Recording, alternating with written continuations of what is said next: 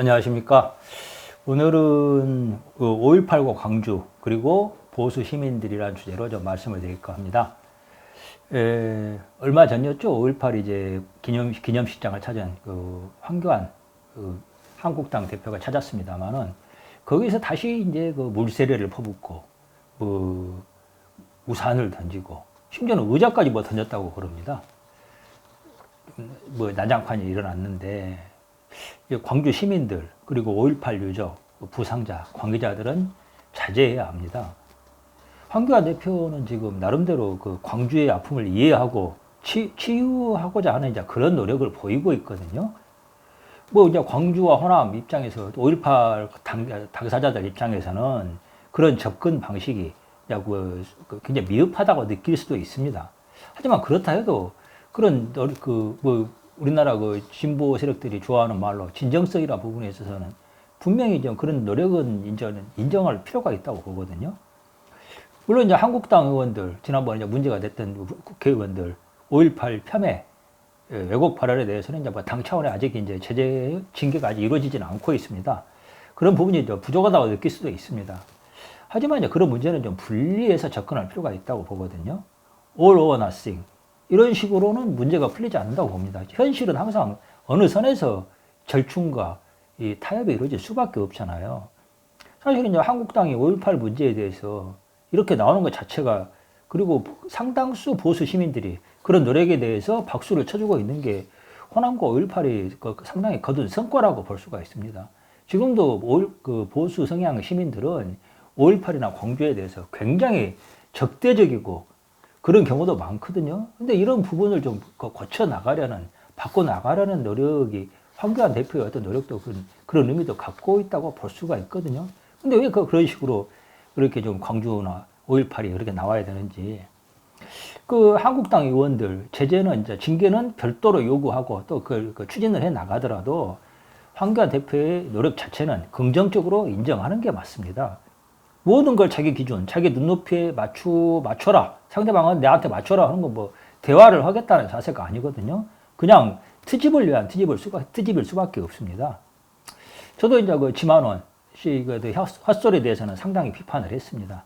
하지만 5.18의 아픔, 그리고 의미가 광주만의 것이 아닌 대한민국의 것이 되려고 한다 그러면은 지만원과 한국당을 분리해서 접근하는 그런 좀 지혜가 필요하다고 생각합니다. 우리나라는 제국 경영의 경험이 거의 없다고 그럽니다. 이게 약점이라고 사실 많이 지적이 되거든요. 이제 제국 경영의 경험이 없다는 것은 이질적인 요소들을 수용하고 조화시켜본 경험이 없다는 얘기입니다. 제국이란 건 원래 이게 다양한 민족을 하나의 체제 안에 수용해내는 것이거든요. 한국은 그런 경험이 거의 없다는 거예요. 한국인들이 자랑을 합니다만은 순혈, 단일 민족이다 하는 이야기도 실은 이제 그 이야기입니다. 어떻게 보면은 자랑이 아닐 수도 있어요. 한국인 특유의 순혈 의식이나 배타성도 여기서 기인하는 것일 수 있습니다. 이제 또 하나 제국 경영에 경험이 없는 데서 나오는 것 중에 하나가, 약점의 하나가 이 권력과 힘을 쥐게 되었을 때 자제할 줄 모른다는 게 있습니다. 우리나라가 지금 좀 나름대로 이제 나름대로 경제 개발이 하고 좀 살 만큼 살게 되니까 해외에 많이 나가죠. 그래서 이제 나가서 굉장히 말썽 많이 일으킵니다. 온갖 추태를 부리고 갑질을 하고 눈살 찌푸리게 하는 횡포를 저지르는 일이 많습니다. 그래서 현지 특히 한국보다 좀 못 사는 나라들에서 한국에 대한 인식이 굉장히 나빠지고 있다고 그러거든요.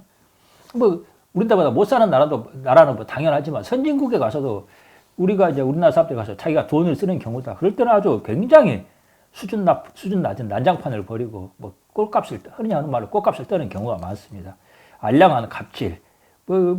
이게 실은 우리나라 사람들이 그만큼 이제 길을 못 펴고 짓눌려 살아온 데 대한 반작용, 열등감의 역설적인 표현인 경우가 많습니다. 이제 고기도 먹어본 놈이 잘 먹는다, 그런 이야기가 있지 않습니까? 저는 사실 지금 호남이 지금 권력을 좀 지은 셈이잖아요.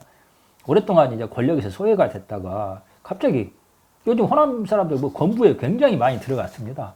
그 중에 그러다 보니까 수준 낮은 이하의 인간들이 또 많이 이제 그쪽으로 소위 말해서 힘 있는 자리에 갔는데, 그러다 보니까 자기 손에 쥔 권력을 어떻게 행사해야 되는지 잘 모르는 것 아닌가 그런 생각이 들 때도 있습니다. 지금 이번에 광주에서 지금 벌어진 난장판도 사실은 그런 것이거든요. 아니 이제 힘을 쥐었고 주류의 위치, 칼자루를 친 입장에서 저렇게 꼭 해야 됩니까? 더 너그럽게 할 수도 있고 사실은 지금 한국당이 저런 식으로 자기들 나름대로 5.18의 문제를 이해하고 노력하려는 그런 걸 보이지 않더라도 좀 더 강자의 여유를 가지고 좀 대할 필요가 있다고 그러는데 호남은 좀 그게 아니에요. 지금 반대의 행동을 하고 있습니다. 지금 호남은 좀 자제해야 합니다. 그리고 겸손해야 하고 오히려 좀 손해보는 태도를 취하는 게 맞다고 봅니다. 그래야 지금 어렵사리 진 권력 좀 그나마 더 좀 오래 유지할 수 있고 또 권력을 운영한 성과도 더 우수할 거라고 생각을 하거든요.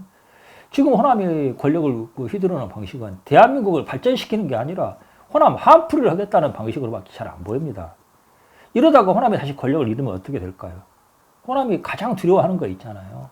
다시 심각하게 고립되고 소외되는 겁니다. 게다가 다시 한번 이렇게 호남이 이제 약자의 위치에 떨어지고 권력을 잃고 야당이 되고 그랬을 때 거기에 그때 맞게 되는 고립과 소외는 과거와는 또 차원이 다르다고 봅니다.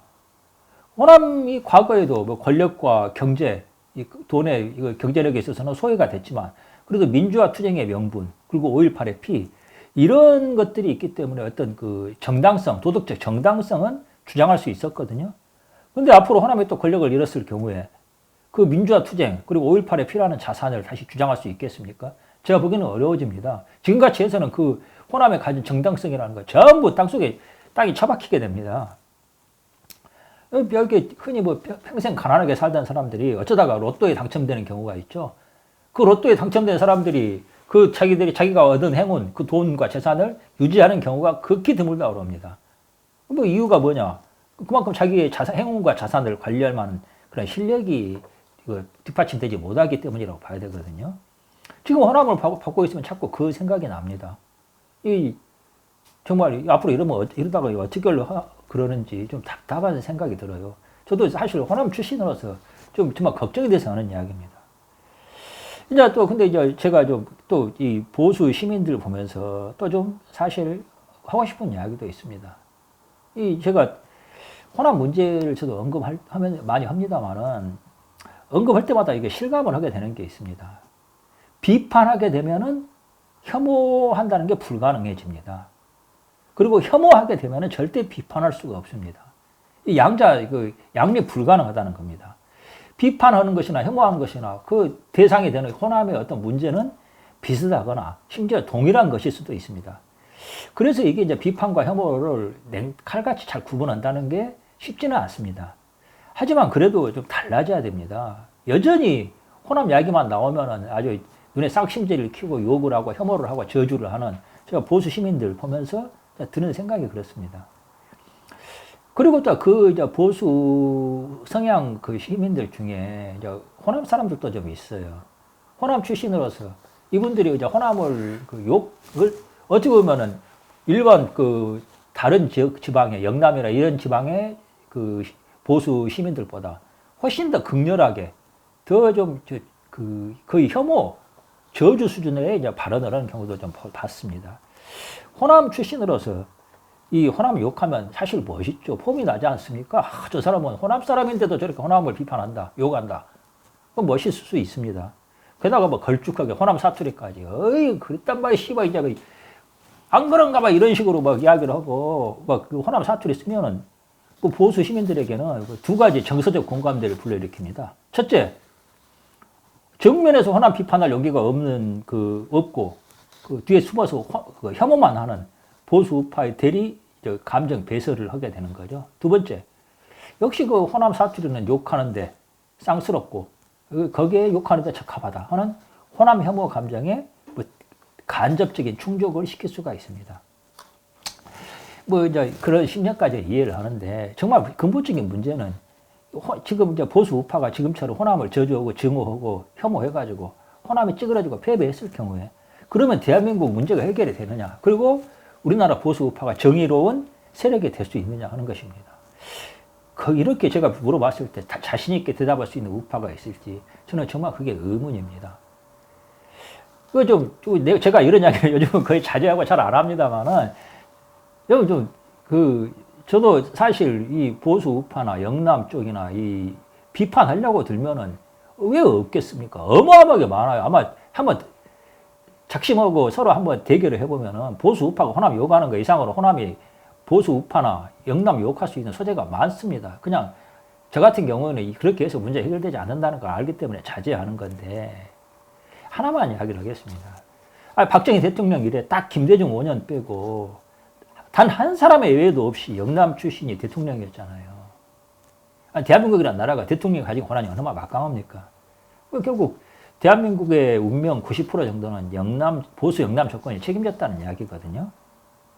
그래서 성과도 많이 냈죠. 정말 저는 그거 다 인정합니다. 그런데 현재 지금 대한민국이 이렇게까지 좌파한테 당하고 이거 지금 이렇게 된 것에는 또 그렇게 만든 가장 큰 책임도 보수 영남 정권이 좀 져야 되는 거 아닙니까? 그런 책임을 느껴야 되는 거 아니냐 그 말입니다. 야 노무현과 문재인이 무슨 영남 대통령이냐 호남 대통령이지 이런 이야기는 그건 사실 억지입니다. 호남 사람들이 영남 출신 자신들의 대리인으로 내세웠다는 것 자체가 흔히 말하는 영남 패권 그 어마어마한 영향력 때문에 부득이하게 선택한 의외로 아닙니까?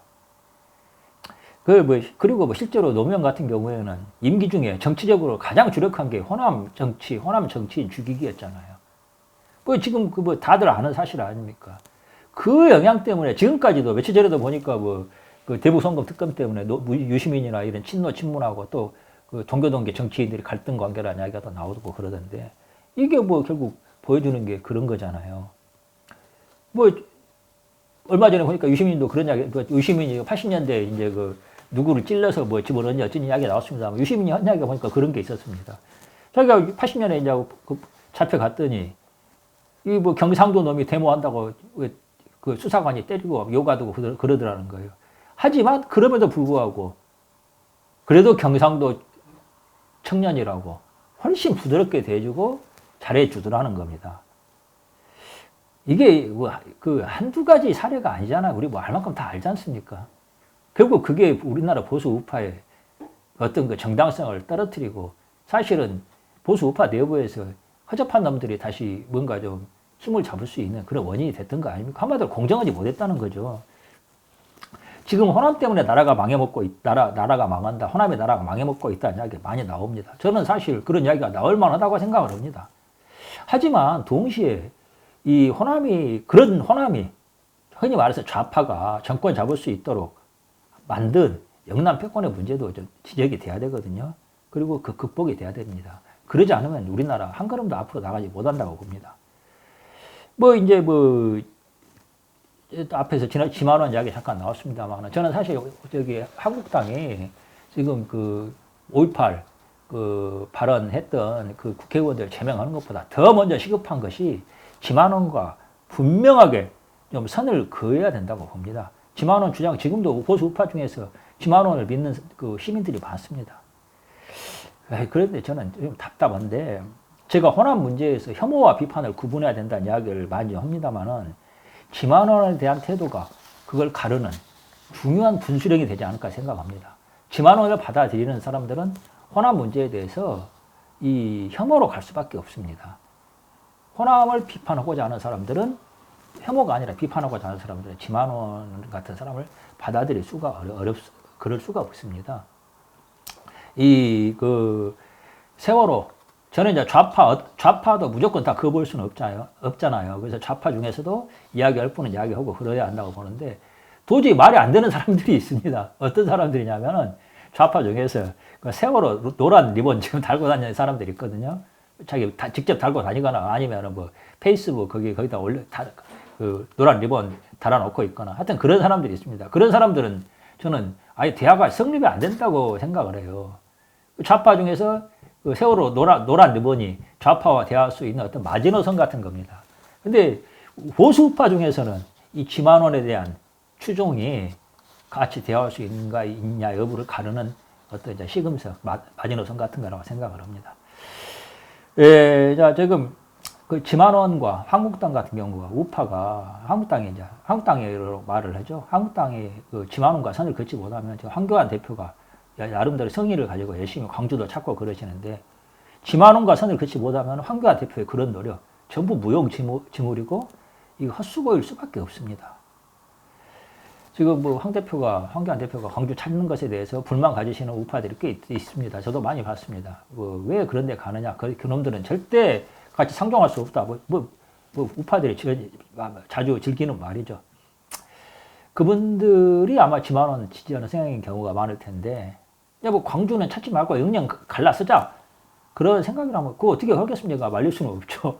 다만 그럴 경우에 확실한 것은 우리나라 보수 우파가 과거하고 전혀 달라질 수는 없을 것이라는 생각입니다. 과거가 달라지지 않으면 어떻게 되겠습니까? 자신 있습니까?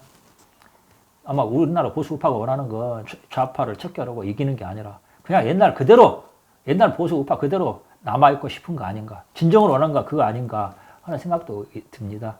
말릴 수는 없겠습니다만 그래도 보수 우파 시민들 중에 차츰 그 보수도 바뀌어야 된다는 가장 바뀌어야 되는 지점 중에 하나가 호남에 대한 문제 태도다 생각하시는 분들이 많아져서 희망을 느끼고 있습니다.